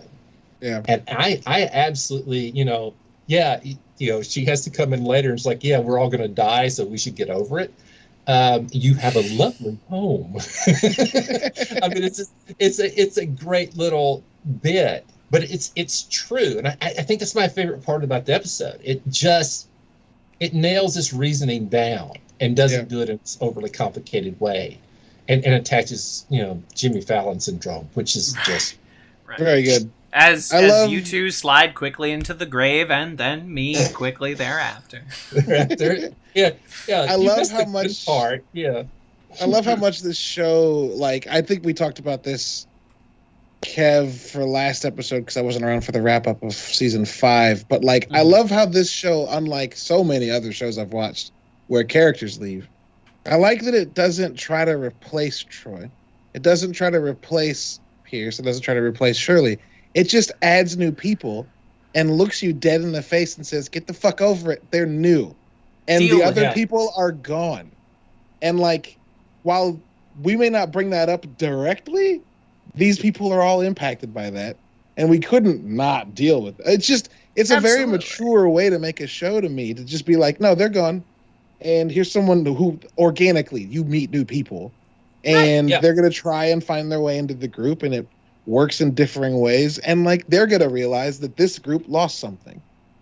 And thank God the show knows we're smart enough to not be like, by the way, this is what they lost. We don't need that shit. I hate when shows do that, and this show's very nice to its viewers in respecting their intelligence most of the time. Yeah, they never really say Troy again. I mean, the rest of the cast doesn't say Troy after Troy's gone. They have a couple of moments where they're having the looking at an empty chair. They have a couple of moments where something's going on. But if somebody's mentioning Troy, it's Frankie. If somebody's mentioning Troy, it's the brother. It's not them. And you're right. They don't. They didn't have a choice with when Chevy Chase left. Actually, that choice was for Chevy Chase to leave. But they didn't have a way around it outside that. And of course, season 4 hides it that he's gone. But in season 5, when they kill him, I mean, he's a joke. There's a joke in reference to him. That's about it. They don't really talk about him that way.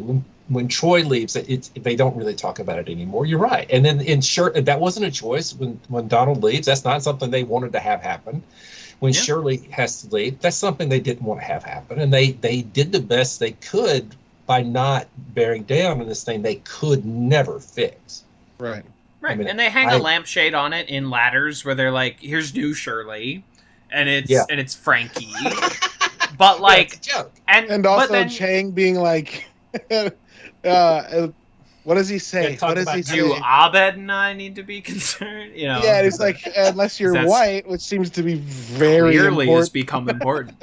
Right, and then Frankie tries to sit in the Shirley seat, and she ends up in the Pierce seat, and then Elroy ends up in the Shirley seat, and the most they ever try to replace someone is Jonathan Banks in for Chevy, which obviously they have a different energy, but it's like, we brought in another bald old white guy. And he's essentially giving his Breaking Bad performance, but he's saying funny things now, you know? It's like exactly the same character.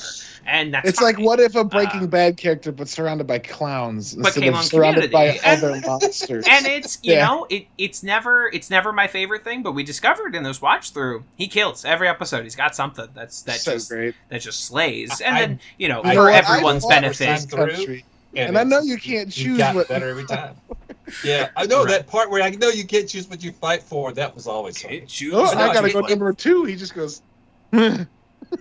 Yeah, it's it's beautiful, and maybe best for everyone that he went off to Better Call Saul. But then we bring in new and different energies, and like Chang finally has a seat at the table, and it's not even really like addressed. Chang sits at the table now, and Frankie sits at the table, and Elroy sits at the table, and it's a new status quo, and it works. And these are like new characters with new styles of jokes. They have their own purpose within the show that kind of fills in for old characters, but not really. It's like, hey, Cheers, when they didn't have a choice that Coach would pass away, a great performance from a very funny actor, and he passed away, so they bring in fucking Woody Harrelson. And that wasn't really like a choice they had. They were like, well, let's bring in a new guy, and they bring in Woody, and Diane leaves, and they bring in Rebecca, and it's like that show made it work. And I'm sure there were people that were like, "Oh, I miss the Diana years," but it's not the last one, not the last full one. They don't, because she was. because that was exactly what happened. The dynamics didn't work anymore. Yeah, she was kind of checked out. She was ready to go be in movies, and that's okay. Shelley Long, very talented comedic performer. Obviously, absolutely. But the writing for that year just was repetitive. I mean, really, that's what happened. That's the problem with the show that's focused on a ship. You end up in a trap. Yep, sure. That those two bickering are the most important part of your show. And how do you have that? How do you have 8 years of complaints for somebody you don't leave? That's not a thing. Right. You gotta shake it up. Didn't do it. Didn't do it the way that worked. No, and you gotta fucking sometimes you gotta move the alchemy pieces around. You gotta shake some stuff. Cliff and Norm, those are classic guys. You can count on them, steady as the tide. Oh, yeah. Carla, a killer. But yeah, you gotta move some other pieces around sometimes, and that's fine. Keep it fresh, keep it interesting. And that's the best thing, the last Cheers thing, the best thing they did when they replaced Shelley Long was they brought in somebody who, that Sam's interested in, but they never make that thing. They're never in a pursuit of each other in a way that's the way the show worked. And so from then on, the show just flows because now it's not the centerpiece, which they've already done to death, that concept. Absolutely. Again, let this be your, like, I don't know, it comes up every, 25 episodes or so. Go watch Cheers. Great show. And there's, 11 seasons of it. So, I don't know what's going to probably make Matt very sad is I've never watched a minute of Cheers. Oh, wow. Yep. Seriously? All right. I've really always hard to look wanted at now. to. It's really hard to look at. Well, it's hard to look at now because it's not high def. So Sure. So find the smallest screen you can, and it'll make it feel better. But it's all right. I'm sure I'll watch it on my 2K monitor in my office. It has a warmness to it, I think, that carries over, but it's not. You're right. Sure. The most high fidelity picture.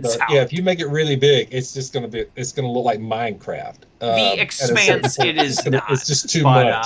It's its own. I think once you sink into the groove, I'm sure, Caleb, I believe in you that you'll be able to reset your mind in that way. Yeah, once you get through the first season, and the first season's the one where they do all the politics, by the way, where all their political episodes that you think about, where he's dealing with his baseball player friend who's gay, all of those episodes are in season 1.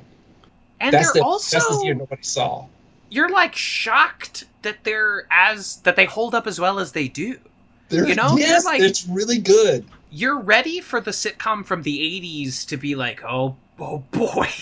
And then they do an episode where the gay guy comes to the bar, but the butt of the joke are the homophobes in the bar. Yes. It's obviously, there's sometimes they missed the mark. 1987. It was 1987. I don't know what you want from them. But I think for the most part, you'd be surprised, especially compared to like any 80s movie where you're like, oh god, oh Jesus, god, sure, yeah, god. Yeah, seems like as good as transition as any to rankings. Let's do it. From my eyes. Matt, congratulations. You are the second outsider to be welcomed into the ranking section of the episode. Oh boy. And an honor, I'm sure it is. And we are doing one of my personal favorites.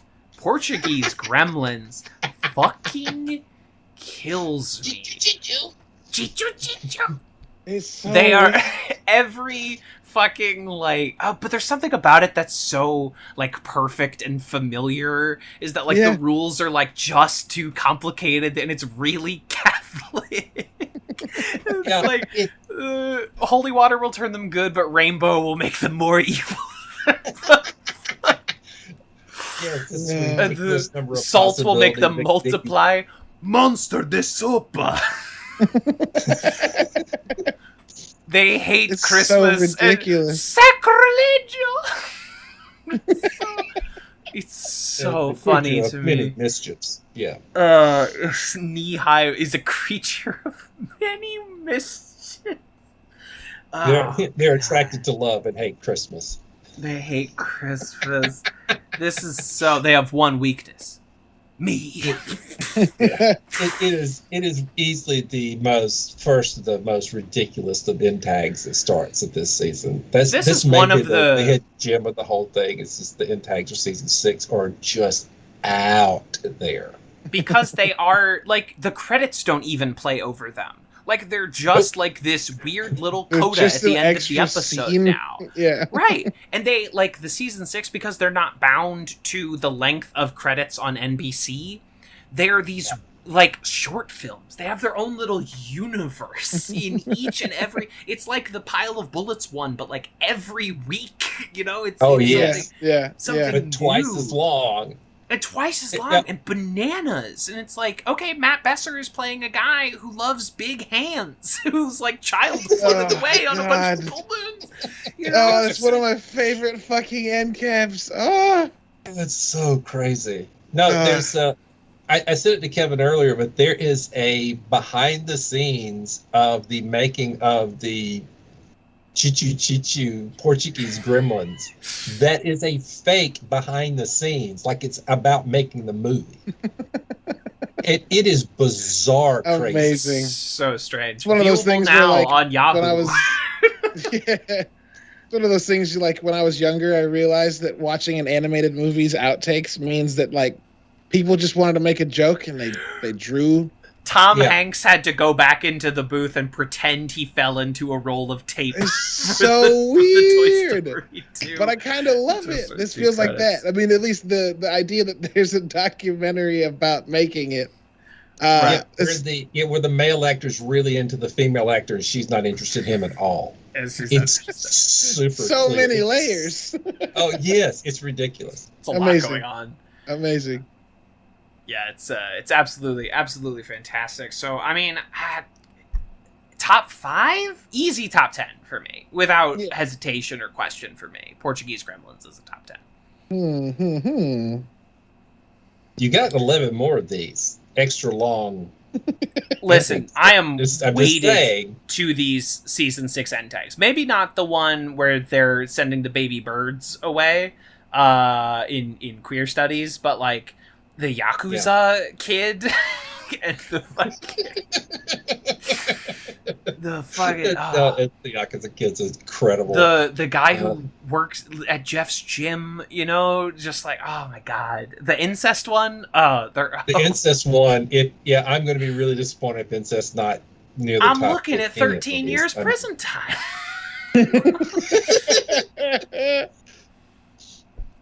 Jesus. So yeah, I've laid my flag down. Any opinions from the gents in chat? I would say. Oh wait, opinions from who? Sorry, did I just either jump of you? I guess. Where are you, Caleb? I would say it's better than Cartoon Tunnel. So, like, maybe the new number Okay. 6. Maybe the new number 7. But I also think it's funnier. I think it's funnier than Coogler. Coogler's very funny. But to me, this is just a whole different level of what the fuck is happening. 2. All right, maybe. Can we at least agree it is not Fiddler Please? No, it's not Fiddler Please. Sorry. Okay, all right. At least we shared that.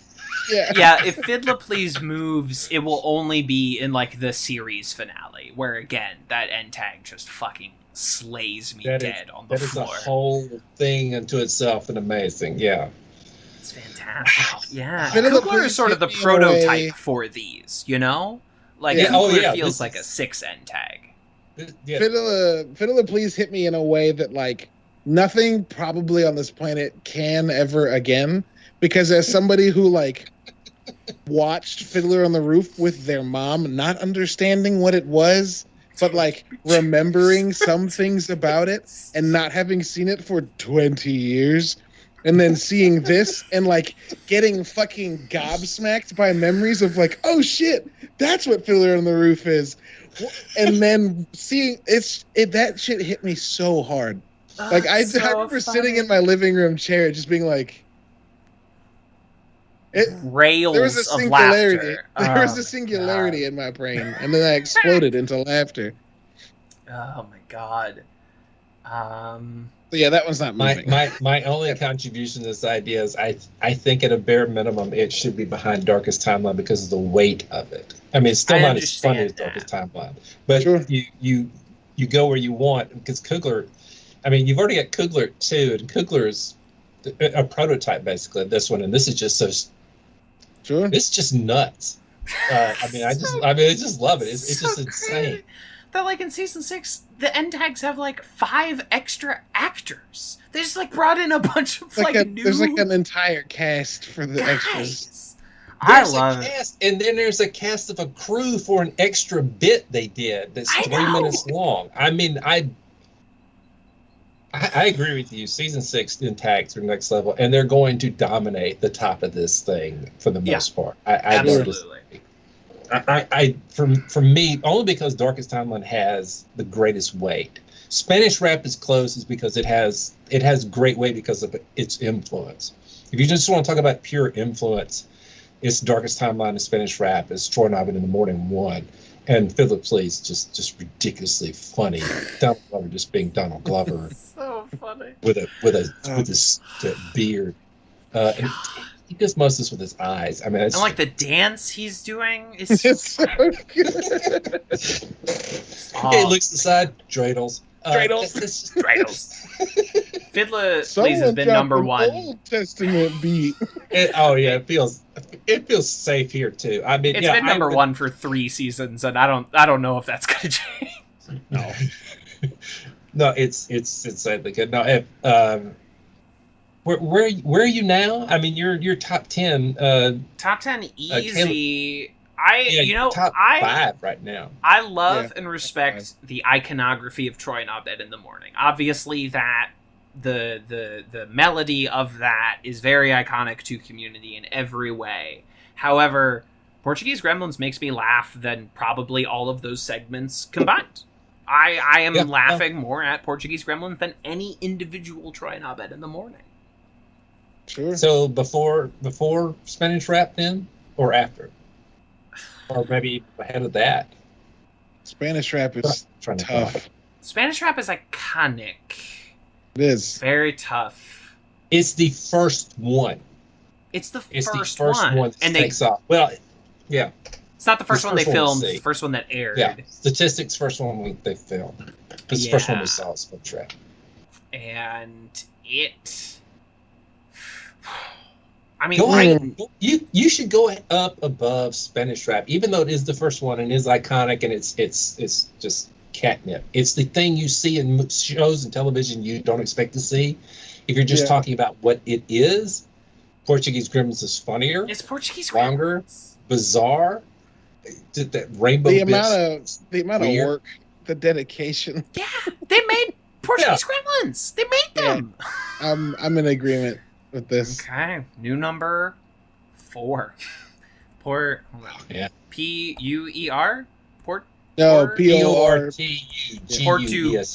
Gremlins. There we go. There we go. I was getting the middle confused with the beginning. I was typing it earlier today and I couldn't spell it 3 times in a row. Just finally just set it into my phone and it figured it out. Puerto geese are birds from Puerto Rico. Wow, beautiful. Really into port wine. Really. That's fucked up what just happened. And I thought my jokes Birds have a drinking fountain.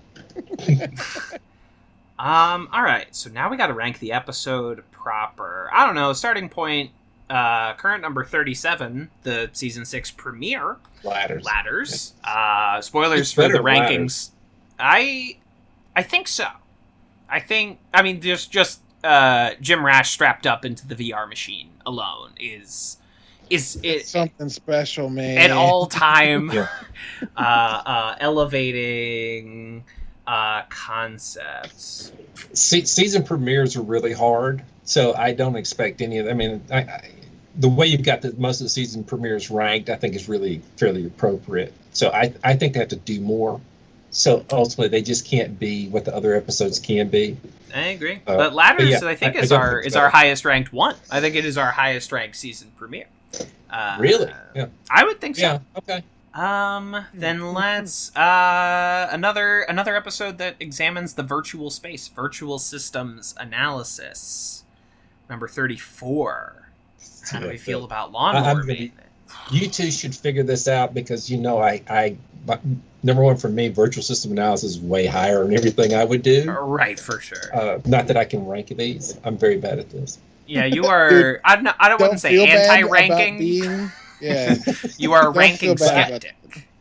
I am so bad at this whole thing. It's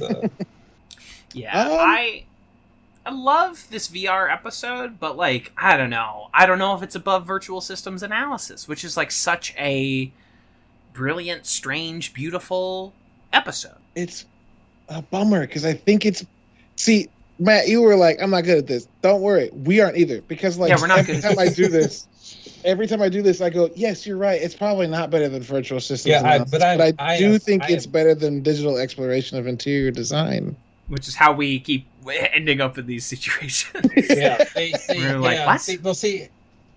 Mike, I agree, Kevin, for the entire run of him making these lists because I'm like, how is Modern Warfare still in the top 10 and it's the only season 1 in top 10? I mean, that's what I find just... I mean, you ask that question and then you look at what else is in the top 10 and you're like, well, damn. You know what I mean? I'm not saying these aren't excellent episodes, but I come back to this problem. The reason I can't do a ranking is because there's at least 5 I think are the best episodes that have aired. Here's Remedial Chaos Theory. I think it ultimately, for 1,000 reasons, is the most iconic episode that it's ever had. But 2 through 8 are probably all episodes I treat the same. I can't do what y'all do.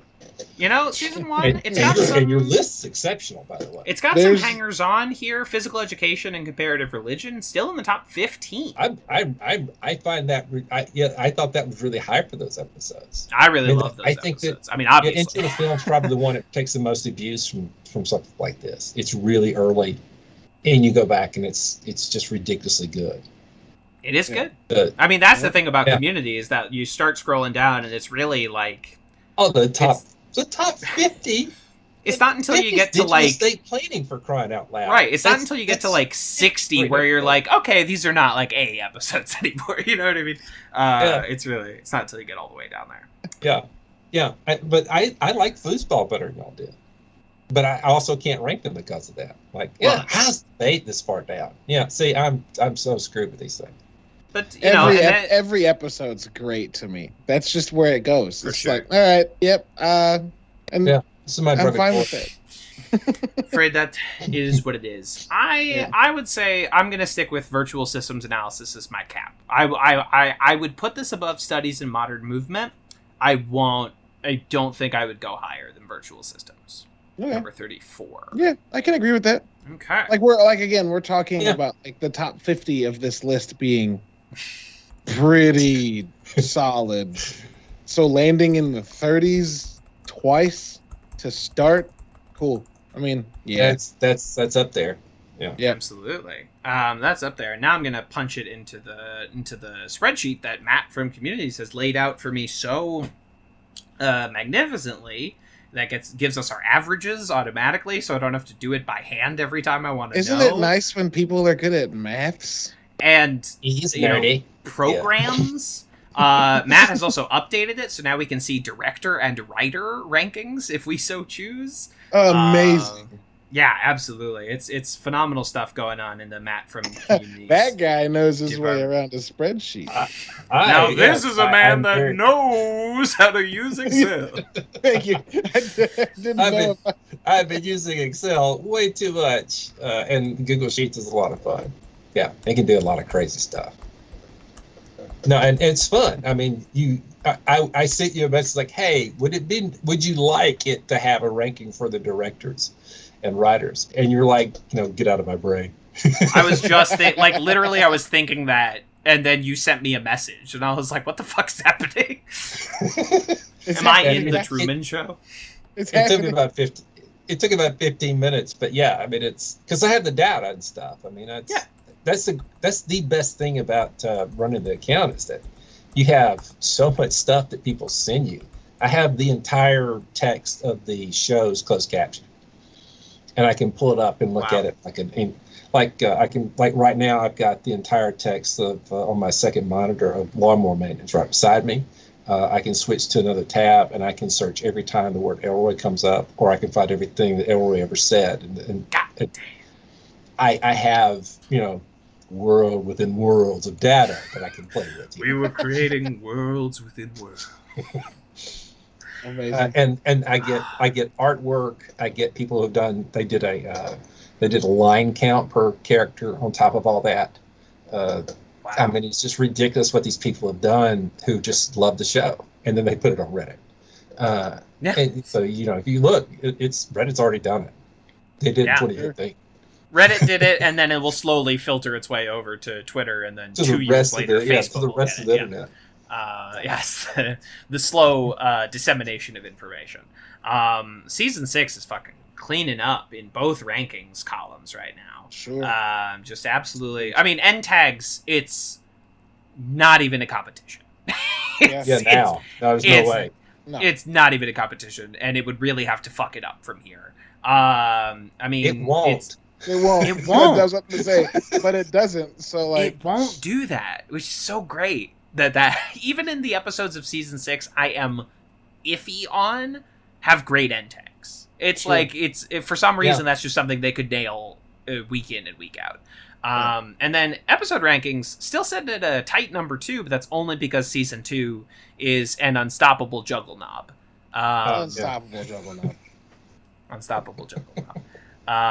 So we'll see how that continues to shake out. I'm very curious because I'm sure we're going to put season 6 higher than virtually every other community podcast or viewer. But I don't care. You are. Yeah. I feel really comfortable. Y'all are definitely going to do it. I want you to be you. I mean, that's the look. Yeah, there's like 19 of you now. There's a brand new one started this past month. Christ. But y'all are number one. Y'all are way ahead of them in episodes. Just ridiculous. We'll be the first ones to finish. You'll be the first ones to finish. Some of the others will never finish. Guaranteed. I think some of them. And the ones that the ones that'll finish, they're never going to treat 6 like y'all do. I mean, y'all just looking at it differently. I appreciate it. I like having people who don't see the show the same way. It helps. Season 6 Defense Force, active and ready to go. Well, we got people. There's people who will jump on for 4 all the time, but the number of people who jump on for 6 is actually smaller than 4. That's bananas to me. Doesn't make any sense. Absolutely bananas to me. No, it has the best season-ending finale episode of all of them. I mean, by far. Indisputably. Yeah. It borrows from remedial and structure, and it works. Just nails it. That series finale pays out like a fucking slot machine. It's unbelievable. It just pumps out. It's just absolutely, every character gets good stuff to do. It's perfectly the show that it's a part of. It's great. I can't wait to talk about it for hours.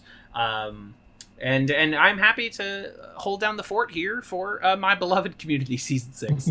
And, you know, there are some people on Twitter.com that are very mad at me about Season 6, but, you know, die angry, I guess.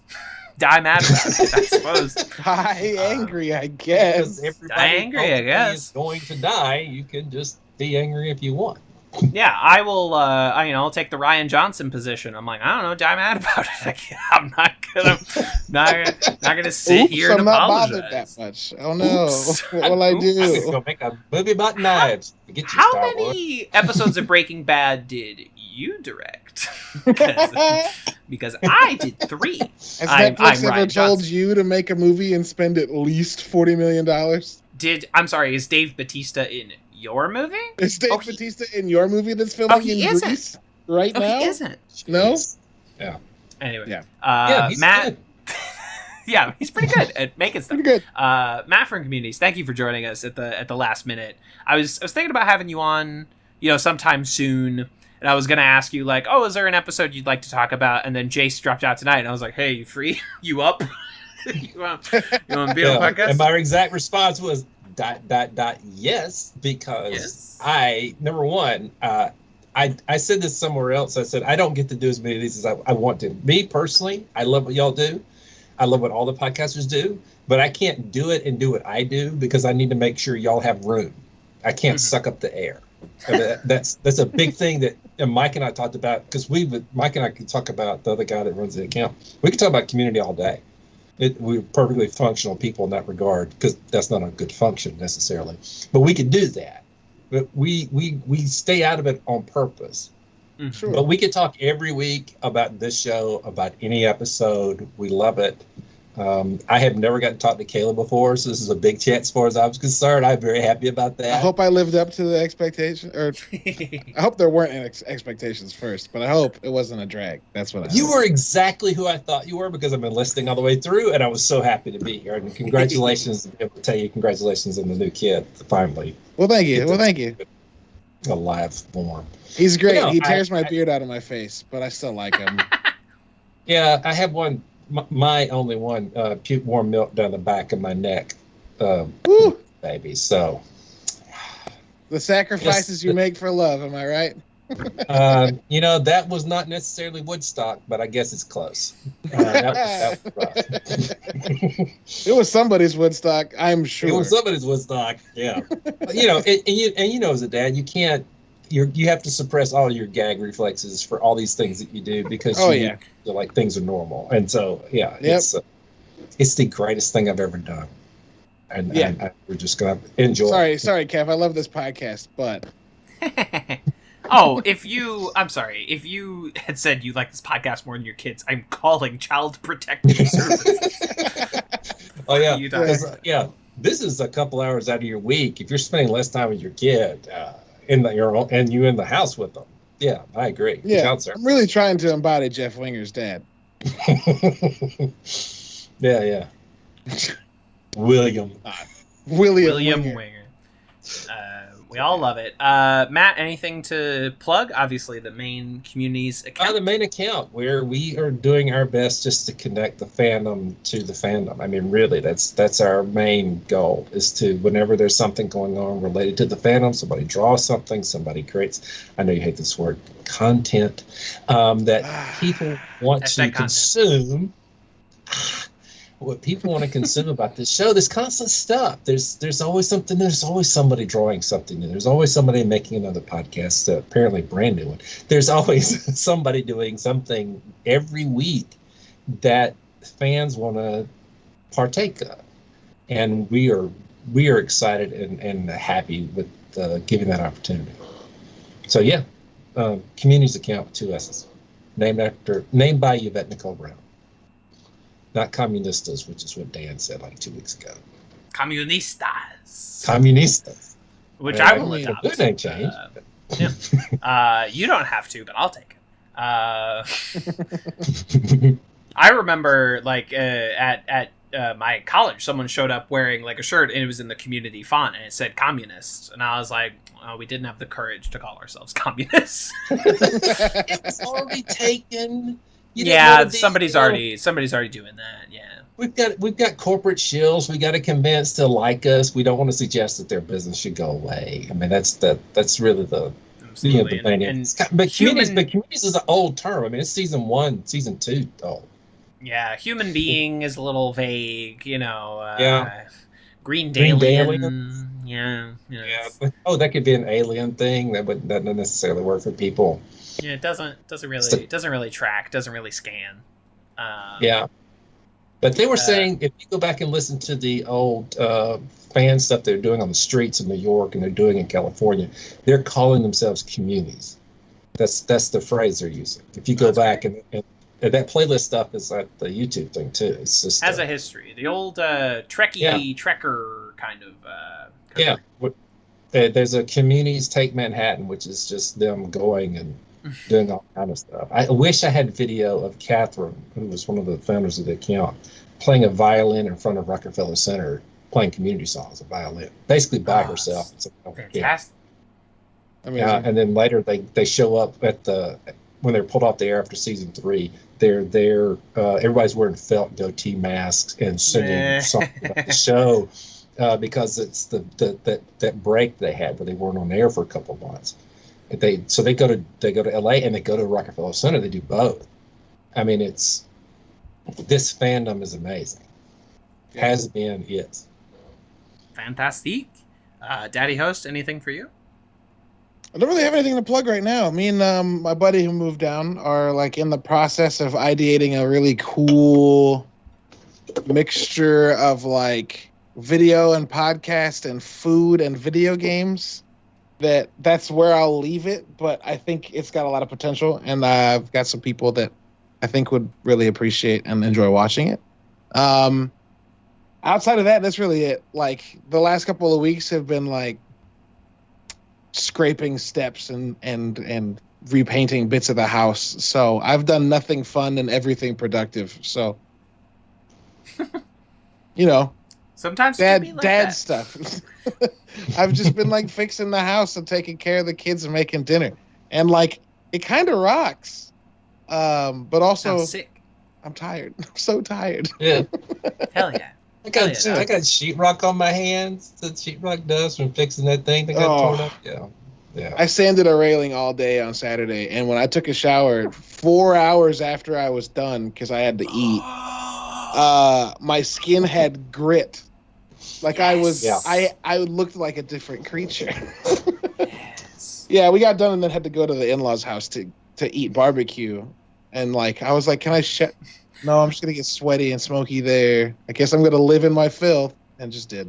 Yeah, the grayscale or whatever that fucking Game of Thrones disease.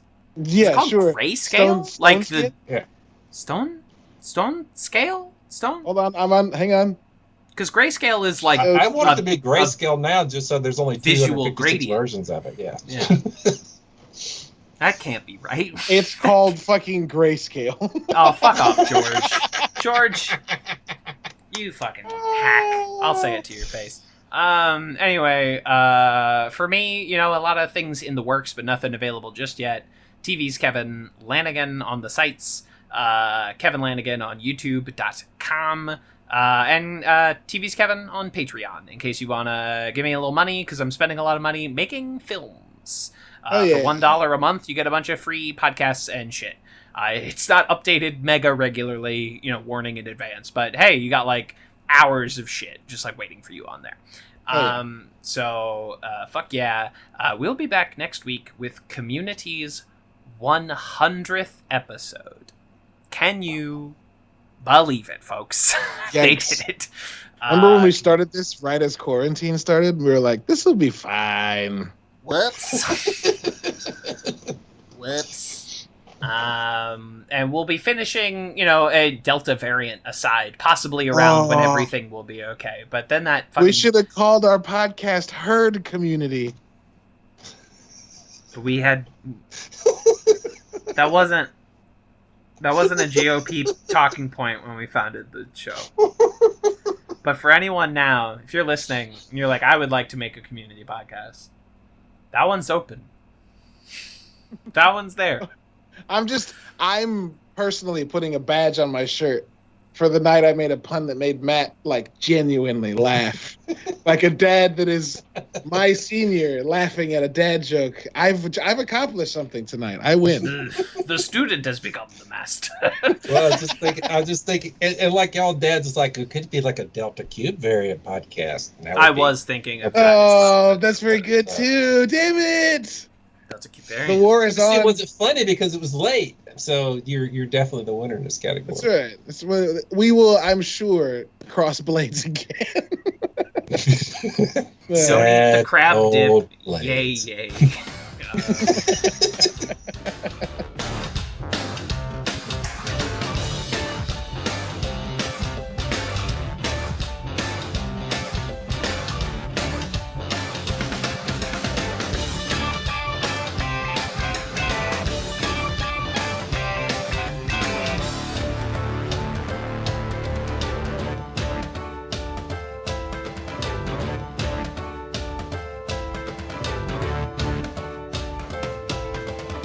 This has been a Talkback Podcast. That was quite a show. Very entertaining. Please tell your friends about this show. Boopy doopy doop boop sex. Larry, I'm on DuckTales.